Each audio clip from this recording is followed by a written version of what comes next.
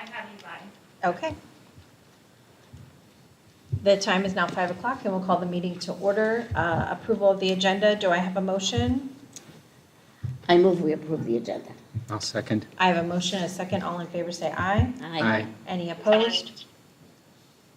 And Madison said aye. So motion carries. Please rise for the Pledge of Allegiance. Dr. Rakelski, will you please lead us? Sure. I pledge allegiance to the flag of the United States of America and to the republic for which it stands, one nation, under God, indivisible, with liberty and justice for all. We are here for one action item regarding a purchase over $100,000 for EPIC special education staffing. Dr. J, I'll let you lead to let us know why. Yes, Madam President, members of the board, this is a action item to approve a contracted teacher for our self-contained special education course at McDowell Mountain Elementary School. We've continued to go through the hiring process, and these positions are very, very difficult to find, and we have had no candidate that has come through that Leah has been able to bring forward as a candidate for hire. So with 3 weeks until the end of the summer and school beginning, she's requesting that we approve this contracted teacher to fulfill that need, as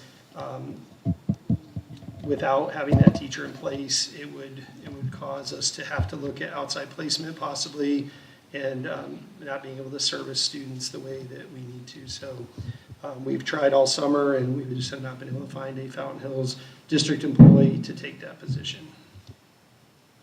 Okay, I'll remind the board that at our last board meeting, we tabled this item to give them more time to try and find someone, and now it's coming back. Dr. J, do we have any type of cancellation clause in this contract if we would find someone mid-year, or do we have to fulfill the contract for the whole year? My understanding is that we would need to fulfill. Sometimes I think in a rare situation they might work with us, but once they grant us an employee, they expect us to stick with it. I also I just don't think, after all the work we've done with hiring, we've hired every other teaching position, that this late in the year we would get anybody, or mid-year. If so, we would definitely look to bring them on in one of our other special ed capacities, and then transition them into that position the following year. So we'd still try to get them in the district if we could. And what happens if this specific teacher opts to leave? What if she decides to quit? Are they in breach of contract? They would have to give us notice, and then they would replace the teacher with somebody else. What if we didn't want the teachers that they were offering? Yeah, at that point, it becomes more complicated. We've had that happen in the past, so I can't say it would never happen. It is a little on the rare side, but I believe that Leah's had a lot of conversations with the candidate, and the candidate is excited to join our team. And we've also had, you've seen this in the past, where contract employees have left and come to work for us, so that could be a possibility on the road too. But does she have anything in the contract that states how long she has to wait past the contract? Each company's different. I'd have to ask Leah on the exact timing, but typically I believe the minimum is a year, without buying them out. And do we know what the employee gets out of this $121,000?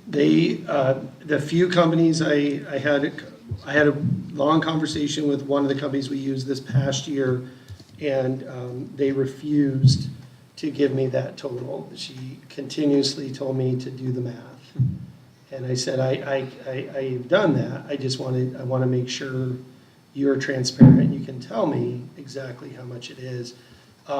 So I think each one is a little bit different, but I would estimate that what's listed here, I would say 75% maybe. Goes to the employee? Yeah. Well, that's probably more than I thought it would be. Yeah. So. That's a guess, but just based on each one, so much different. Okay. And this this amount has already been worked into our budget. This isn't going to put us over the budget. Yes, Chris Hartman would not have, him and Tyler have already looked all this over before bringing it forward. Yes, we always do. Lillian or Dr. Rakowski, do you have any questions? No questions, just a comment that I think we're forced into approving this, but I don't like it. I totally agree, but Yeah. there's nothing we can do at this point. We Well, can't have a class with no teacher. Like I've shared, we've shared out with some of these companies that, that we have, not only administration has concerns, but our board has concerns. And some have been reaching back to us about how to address that, and it's simple. It's, you need to lower your prices and also share with people how much the company's making off of this, because it does cause an issue for smaller districts. I am, like I shared, I'm bringing this to the attention of other superintendents through GovEMAC in September, and I've had conversations with some of our closest superintendents through NEVIC about this situation, and hoping they will support us in pushing back on these costs. So I look at this is a very tough situation because of the nature of the course and the needs that we need to get this one through. But as far as we're being very creative in our other SPED positions, and Leah has worked really hard to be able to present a plan back to you guys of how she's been able to make it work. And we're doing everything we can to try to avoid these kind of costs, but this one is a tough one. Well, and I hope that advocacy groups for public education are going to push back on the legislature to start funding special education Yeah. to to its full ability, because, these are our most vulnerable students and they're not being funded properly. So Madison, do you have questions? Yes, I do. Thank you. I hope everybody can hear me okay. I was trying really hard to make it back, and I just wasn't able to, so I apologize. Did we attempt to raise the salary for that position at the district level so that we could keep this in-house and save up, because essentially we're saying we could pay 75% of it direct and cut out that other company. I think it's more of a plan moving forward. I don't think in 3 weeks' time or the time we've had to be able to do that so quickly, because you're talking about raising one employee group over other employee groups. I think that takes some consideration through meeting with the Meet and Confer team, bringing you guys proposals, and I don't think that's happening in the little bit of time we've had to work on this. But I can say that yes, that is something that I've asked Leah to work on, finding out what it takes to get certified when you're already, say, a social studies or an English teacher. What would it take to move to that? Is there a way for the district to assist in that process?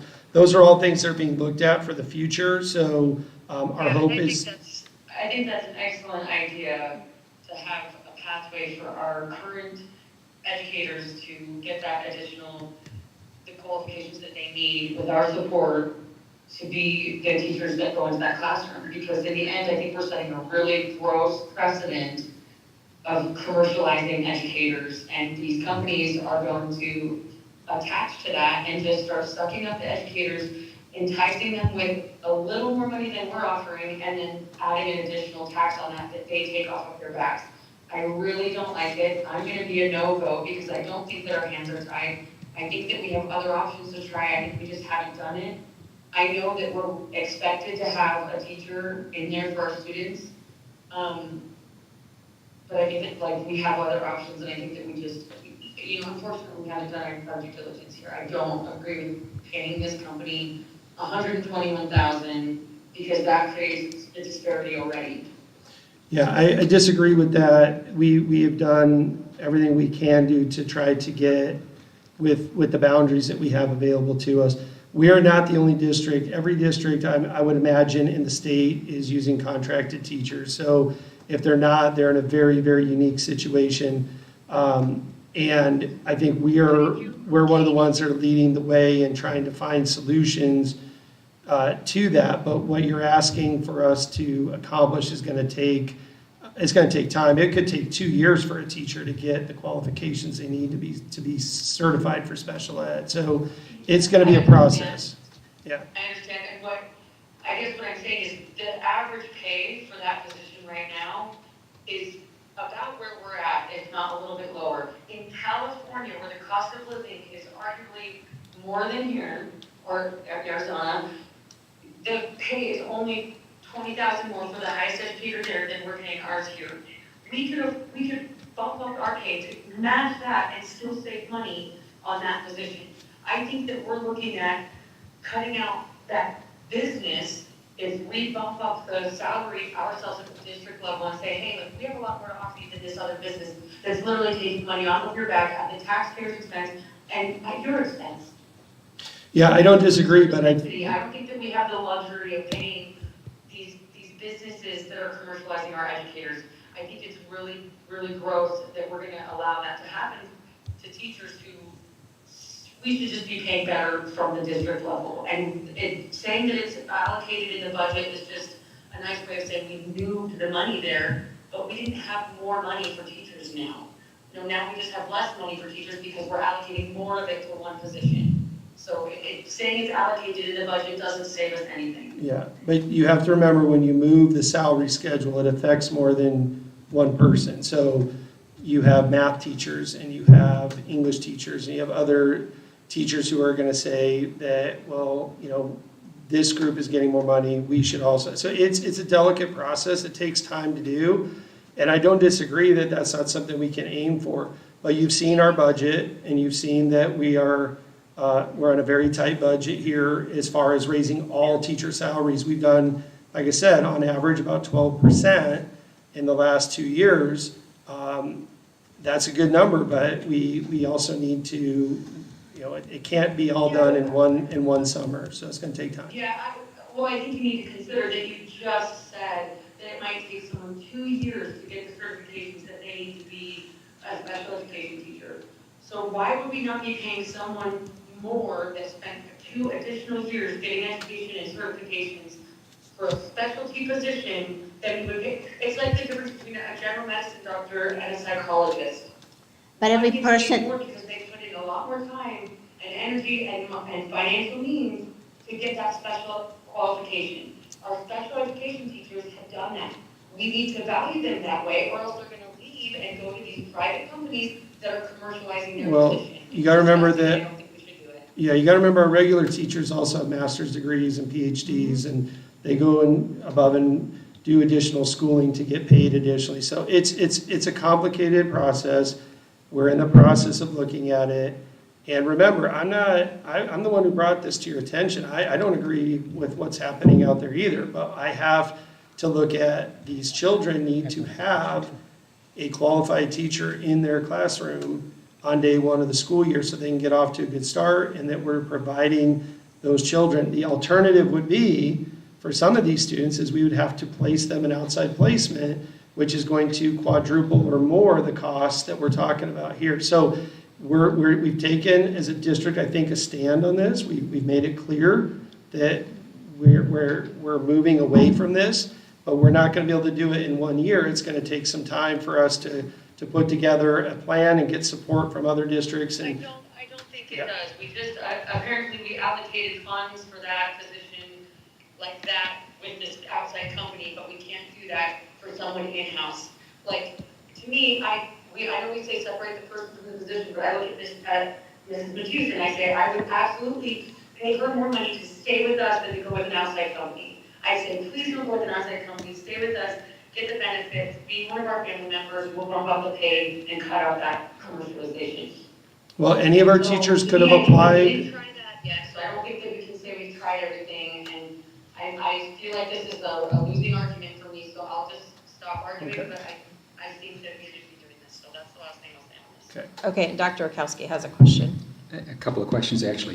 So in the ad for the special ed teacher, was the salary included in that? So they have an idea of how much they'd be getting? Yeah, our salary schedules are posted on our when they go to apply. So on it's the a website. standard fee schedule? Yeah. They get a Okay. hard-to-fill stipend, which is something we could look at doing further with. If we want to go down that road, we could look at a hard-to-fill stipend.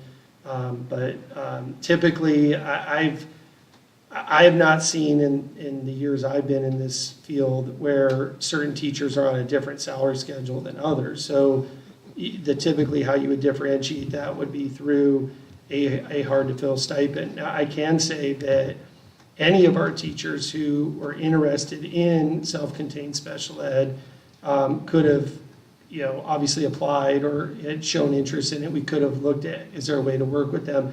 I can tell you that when I first started 2 years ago, I had multiple conversations with our elementary about starting this program because it was a need that we had, and there was no interest from any of them to move into that position. So I don't know of anyone in the district that's interested in self-contained special ed at this time. Okay, that was one of my other questions. And then the last one is if a teacher took this and had the hard-to-fill stipend, would it match what this person is likely No. making? No, it would Still be not. below? It would Okay. still be below. But our Because sec- again, we don't know, I don't know, I can't tell you for certainty Right. what they're actually making. What I can say is, yes, they might be getting more money than they would get in our salary schedule, but they're also not getting the benefits, they're not getting the state retirement. So those are decisions that, the individual teacher is making by going with a contracted. You might get paid a little bit more, but when you get to 25, 26, 27 years, I think you're going to wish you had put in those extra years with the district to retire at a younger age and be able to move into working beyond retirement and getting your benefits too. So, Okay, one last question. Have anybody from the district reached out to our state legislators to make them aware of I did. this situation? I did. Did they show any interest in pursuing it, or? not the ones I spoke to. I made them aware of it, but nothing has come back to me. I'm not saying they haven't worked on it, I'm just saying I have not heard back Okay. yet. I definitely have reached out. I've reached out to the Arizona Education Association. I've reached out to Guppy Mac. I've reached out to NEVIC. And I'm just continuing to kind of, let people know that this is, I don't think a lot of people understand what's happening. But right now, we have to look at, what's in the best interest of the kids, and that's why we're here tonight. Okay, and Lillian has a question. Yeah, and just more, a couple statements. As you're complaining with other superintendents, I think the School Board Association, we could be doing things too and complaining. And the next conference is the law conference, which would be a real good one if several of us went and brought this up, maybe at that point, Sure. to have other people say. And the whole thing is, I understand it's a tough position to take.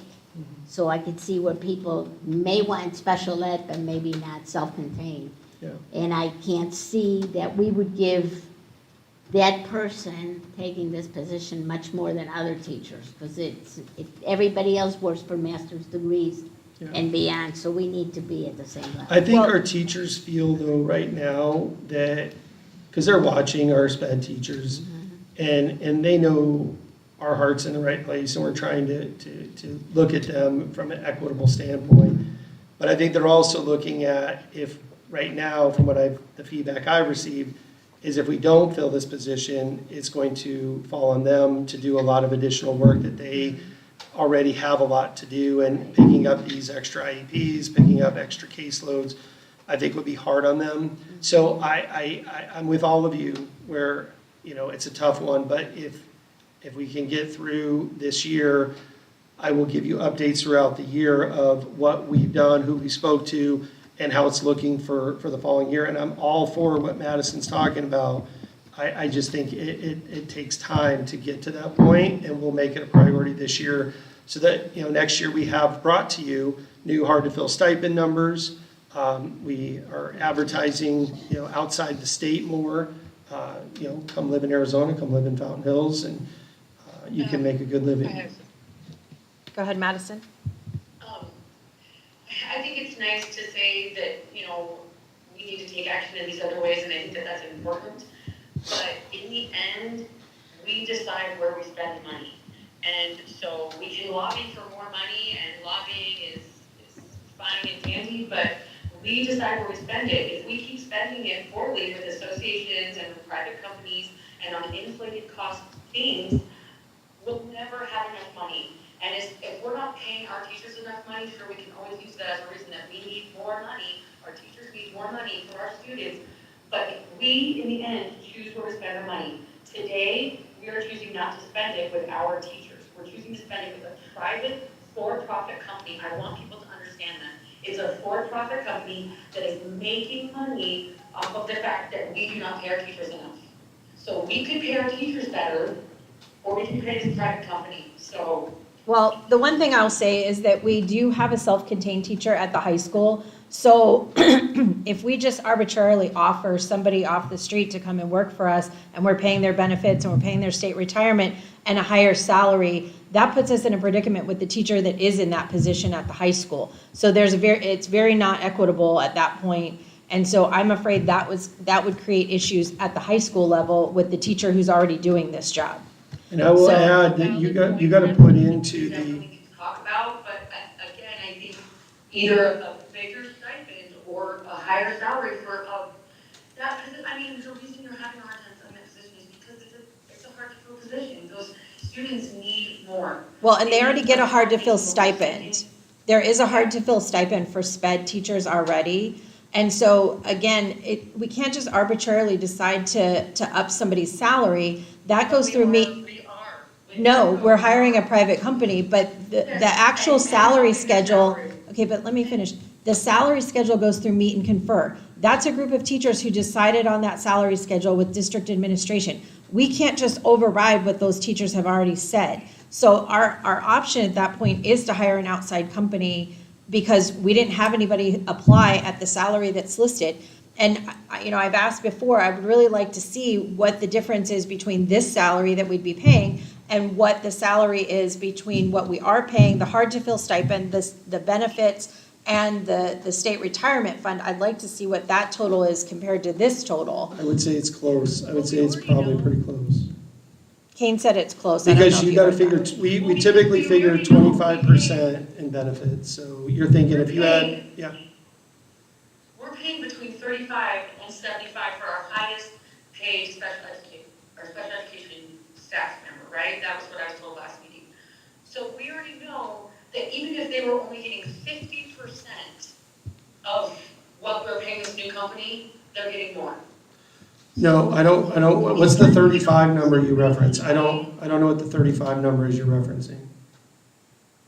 Maybe that's what I saw online, was Yeah, that. no one makes 35,000 here that's a teacher. Okay, So, maybe that was so just if you take a teacher, okay, and you're talking they make $50,000-$60,000 a year as a special ed teacher. A lot of our special ed teachers have been here for a long time. So you're talking they're probably on the higher end of our averages. And then you got to factor in there about 25% of their total compensation goes towards benefits and all the other things that we pay. I would think that when you add all that in, it's probably the same or less than what we're paying this teacher. Where the issue is the teacher, we don't know, I don't know 100% of what that they're going to give them of that money. But let's just say, it's 70% of that, right? My issue is the company is taking their piece of this as a talent agency, as a way to, find teachers to come and work in these tougher positions. The teacher who's making, say they end up making $70,000 a year doing this. Yes, they're getting more maybe in their paycheck, but they're not getting those other benefits and that retirement and those things that also factor in. So in the end, I think total compensation of our teachers, plus the fact they can cash out days when they leave, some of them, they have the maximum amount of days. They might see a check of $25,000, $30,000 when they retire. So when you factor all that in, I don't know if it's that much of a difference. It's the pay that goes to the company that's concerning. Exactly, and that's what cultivates the commercializing of the. And I oppose it. I oppose it, but I also have due diligence to ensure that our children are taken care of and that our students have a teacher on the first day of school. By not having a teacher in there on the first day of school is not that's not going to help us in our movement to provide the best education and have our enrollment go up and things that we're gonna have students who are gonna be withdrawing and leaving the district because we can't provide them with the teacher that they need. And if the salary is similar, what we're offering is similar to what this teacher is getting from the company, then there's a reason she went through the company as opposed to coming directly to the district. And we're not getting anybody else who's accepting of that salary, so. Well, no, what I'm saying is it's probably significantly more, even if they're only getting 50% of what we're paying the company. Right, so at 121,000, if she's getting 75%, we'll just say, you know, she's getting $90,000. If, you know, And so we can pay 90,000 and save 30. right, but we didn't have I mean, we're close to that. What are we, like, if we added in benefits and state, we're at about 70,000, so it's like a $20,000 difference. The problem is, we can't just arbitrarily offer somebody 20,000 extra more because it didn't come through meet and confer, and we have a teacher who's already making a certain amount, doing the same job at the high school level. So then have we asked meet and confer to have this discussion, because we are arbitrarily upping that position to 121 just through outside company instead of through our own people. Right, but it's not part of the salary schedule, so meet and confer can come back starting in the fall and, you know, go over this for next year and try and come up with a plan, but for right now, no, they're not in session right now. And we're committed to doing that work, like I said, Okay. it's just that there's such a shortage right now, and it's Okay, only that's gonna fine. get worse year after year. Okay, I think Dr. Akowski has one more question, then we're gonna call for a vote. Just one more, yeah. So I just want to confirm my understanding of what I think you said earlier, that if we didn't have this teacher in place through this agency, then any students would have to be referred to an outside source that would cost more money than this, is that It would correct? depend, it would be a student-by-student basis based on their IEP and their needs. Some may go back into regular classrooms where they're in this program because they needed additional resources. So we would be, if it's even possible, to push them back to a different placement, which would require us to go through that process. And some of them, yes, would need to go to ACES and Sierra Academy and places like that, which you've seen those bills as well, which are very, very high. So it's Plus- more than this. Oh, yeah, plus transportation. So it's, Since that's been said, can the board get a number on that, like how many students we would have to outsource should we not have that position filled? I think there's somewhere between 5 to 7 kids in that program, so you would look at, so say 5 of them had to be outside placed. You just did a approval of Sierra Academy No, at but the I mean, last can we meeting. get an official quote based off of their IEPs? Like which ones would have to be outsourced and what would we be looking at paying? Yeah, I can do that, but no matter which way you look at it, you're not servicing the kids' needs.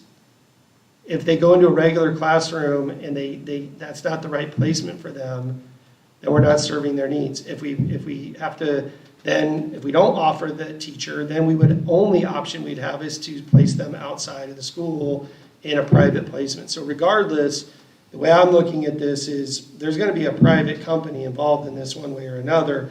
And when you're a small district with limited resources, this is why these places like Sierra Academy and ACES do exist, is because a lot of districts, even large ones, don't have enough staffing to handle all the variety of I would disagree. I needs. think they exist because they found a weak link in society where it's a public service entity where we claim to care about students and claim to care about education, but there's not proper oversight. So slowly and surely, we started outsourcing and going with companies and moving away from the way that it was meant to be done, which was close to home and less waste of funds. Yeah, but you need to have funding for that. A significant amount of money on this book.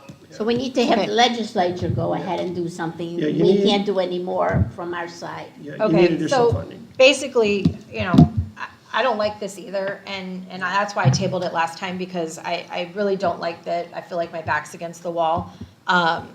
So, you know, I will approve it this time, but I really want to see some work done at the district level to figure out how this isn't going to happen again, so. And I realize that Leah's done a great job trying to interview and come up with different ways, and I appreciate that she's brought a lot of our kids back from out of placement to being in the districts, trying to save us money on that end. But we've got to figure out a way to either grow our own or or figure something out on how we can have our teachers actually work for us and not for outside companies. Because even on the last time when we approved the added district placement, the whole transportation thing was the most ridiculous number I've ever seen. So, so anyway, so with that, I will motion that we approve this for the year, for the 24-25 school year. Do I have a second? I will second it, and again, I'm I think it needs under to be 25. protest like everybody else. What'd you say, Madison? Oh, never mind, I was, Okay. I thought that the year was off. No, 24-25. Okay, so I have a motion and a second. All in favor say aye. Reluctantly, aye. Yeah. Any opposed? Nay. Yeah. So 3-1. Okay, that's our only action item, and with that, we will adjourn. I'll motion that we adjourn. I'll second. I have a motion and a second. All in favor say aye. Aye. Any opposed? Thank you for calling in, Madison. I appreciate Yeah, it. thank you, everybody. Thanks, bye-bye.